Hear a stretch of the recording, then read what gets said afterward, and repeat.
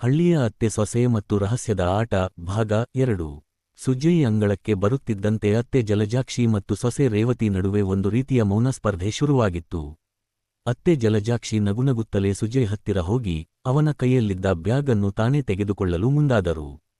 ಆ ಸಮಯದಲ್ಲಿ ಅವಳ ಮೃದುವಾದ ಬೆರಳುಗಳು ಸುಜಯ್ನ ಕೈಗೆ ತಗುಲಿದಾಗ ಅವಳು ಅವನ ಕಣ್ಣಲ್ಲಿ ಕಣ್ಣಿಟ್ಟು, ಏನೋ ಸುಜ್ಜು, ಸಿಟಿಗೆ ಹೋದ ಮೇಲೆ ಈ ಅತ್ತೆಯನ್ನೇ ಮರೆತುಬಿಟ್ಟಿದ್ದೀಯಾ?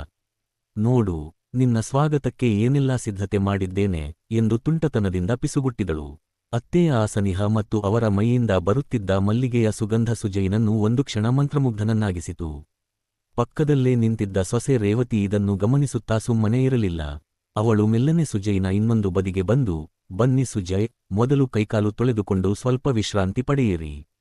ಅತ್ತೆಯ ಸತ್ಕಾರ ಇರಲಿ, ನಾನು ನಿಮಗಾಗಿ ವಿಶೇಷವಾದ ಪಾನಕ ಸಿದ್ಧಪಡಿಸಿದ್ದೇನೆ, ಅದನ್ನು ಕುಡಿದರೆ ನಿಮ್ಮ ಎಲ್ಲಾ ಸುಸ್ತು ಮಾಯವಾಗುತ್ತದೆ ಎಂದು ಹೇಳುತ್ತಾ ಅವನನ್ನು ಮನೆಯೊಳಗೆ ಕರೆದೊಯ್ದಳು. ಅತ್ತೆ ಜಲಜಾಕ್ಷಿ ಸೊಸೆಯ ಈ ಚಾಣಾಕ್ಷತನವನ್ನು ನೋಡಿ ಮನಸ್ಸಿನಲ್ಲೇ ನಕ್ಕರು. ಸೊಸೆ ಮತ್ತು ಅತ್ತೆಯ ನಡುವೆ ಸುಜಯ್ ಸಿಲುಕಿಕೊಂಡಿದ್ದರೂ ಅವನಿಗೆ ಇಬ್ಬರ ಆಪ್ತತೆಯೂ ಬೇಕೆನಿಸುತ್ತಿತ್ತು. ರಾತ್ರಿಯ ಊಟದ ಸಮಯ ಹತ್ತಿರವಾಗುತ್ತಿತ್ತು.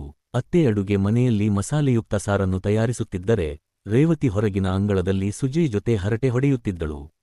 ಅತ್ತೆ ಅಡುಗೆ ಮನೆಯಿಂದಲೇ ಜೋರಾಗಿ, ರೇವತಿ, ಇಲ್ಲಿ ಬಾ, ಸುಜಯ್ಗೆ ಬಿಸಿಬಿಸಿಯಾದ ಸಾರು ಬಡಿಸಬೇಕು, ಸ್ವಲ್ಪ ಸಹಾಯ ಮಾಡು ಎಂದು ಕರೆದರು. ರೇವತಿ ಅಡುಗೆ ಮನೆಗೆ ಹೋದಾಗ ಅತ್ತೆ ಅವಳನ್ನು ಹತ್ತಿರಕ್ಕೆ ಎಳೆದುಕೊಂಡು, ಏನೋ ರೇವತಿ, ಸುಜಯ್ನನ್ನು ನಿನ್ನ ಮಾತಿನಿಂದಲೇ ಬುಟ್ಟಿಗೆ ಹಾಕಿಕೊಳ್ಳಲು ನೋಡುತ್ತಿದ್ದೀಯಾ? ಆದರೆ ನೆನಪಿರಲಿ, ಅನುಭವದ ಮುಂದೆ ಈ ಹೊಸತನ ನಡೆಯುವುದಿಲ್ಲ ಎಂದು ಸವಾಲು ಹಾಕಿದರು. ರೇವತಿ ಕೆನ್ನೆ ಕೆಂಪಾಗಿಸಿಕೊಂಡು, ನೋಡೋಣ ಅತ್ತೆ, ಇಂದು ರಾತ್ರಿ ಯಾರ ಹಠ ನಡೆಯುತ್ತದೆಯೋ ಎಂದು ಪಿಸುಗುಟ್ಟಿದಳು.